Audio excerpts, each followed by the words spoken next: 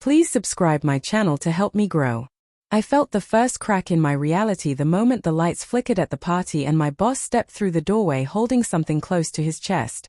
It caught the glint of the chandeliers and for a second I thought it was a weapon. My heart slammed against my ribs. The room kept moving. Laughter. Music. Glasses clinking. But my mind stopped. Froze. Locked on him. And on the look he gave me. A look filled with quiet accusation. I remember gripping my husband's hand tighter. I remember how he gently removed his fingers from mine. He said it was hot. He said he wanted a drink. But the truth echoed through my bones. Something was wrong. Terribly wrong. The event was held at a luxury hotel ballroom for his company. A celebration for a project finally completed after months of stress. I had been excited to go. It felt like a chance to reconnect with him. Lately he had been distant. Distracted. Slipping away in ways I could feel but could not name. I tried not to think about it. I told myself marriage had cycles. I told myself work pressure made people cold sometimes. I lied to myself because the truth would have broken me sooner. My boss, Mr. Ashak, approached with slow steps. His eyes stayed fixed on me. His expression had none of the warmth he usually carried. No professional smile. No polite greeting. Only a steady, heavy sadness. When he reached me, he opened his hand. And my world tilted. It was a phone. A woman's phone. The lock screen was my face. My breathing stopped. My fingers trembled. I whispered, barely able to push the words out. Where did you get this? He studied me for a moment before speaking. I found it in a place it should not have been.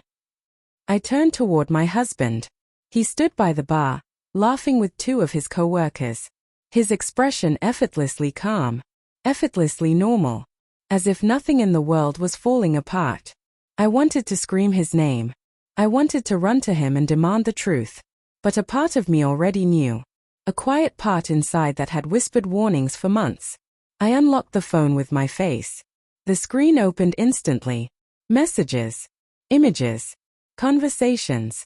Conversations between my husband and another woman. My name was everywhere. My routines. My insecurities. My fears. He had been sharing things I trusted him with. Things I had whispered to him late at night. He had turned my vulnerability into entertainment. And the woman he spoke to had found it funny.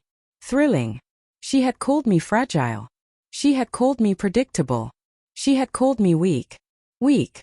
My legs shook. My stomach rolled. The room felt too bright. Too loud. Too unreal. Mr. Ashak touched my arm. His voice softened.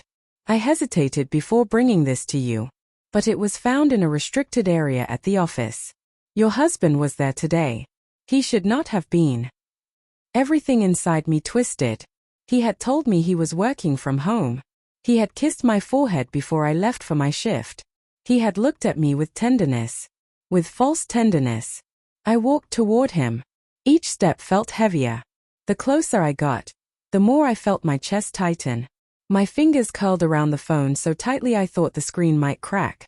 When he saw the phone in my hand, his smile faltered. Only for a second. But that second confirmed everything. I stopped in front of him. My voice came out steady even though I was breaking inside. Whose phone is this? He blinked. What? Where did you get that? It was found in a restricted area at your office. I leaned in slightly. A place you visited today. His jaw tightened. He exhaled slowly. You are misunderstanding everything. He reached for the phone. I pulled it back. Who is she? My voice remained soft. Too soft. Silence. His co-workers shifted uncomfortably. They sensed it. The shift. The fracture. He finally whispered. It was nothing serious. Nothing serious. 2 words sharp enough to cut through bone. I felt something inside me collapse. Not loudly. Not dramatically. Quietly. Like a tired heart giving up.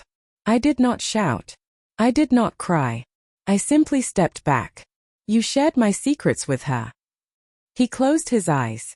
Shame flickered across his face. I did not mean for it to go that far. I thought about the months of distance. The late night calls. The sudden need for privacy.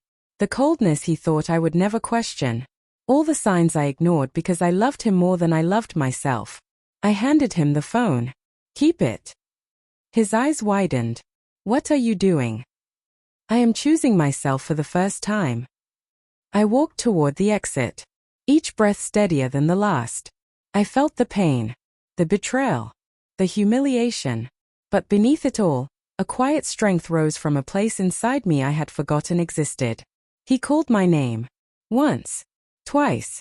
I did not turn back. Outside, the cold air hit my skin like truth. Sharp. Clear. Honest. I realized something then. Betrayal does not end you. It frees you. It tears away the illusions you cling to and leaves you facing the world with nothing but your real, unbroken self. Tonight I walked away from the man who shattered my trust. And I walked toward the woman who would never let anyone destroy her again.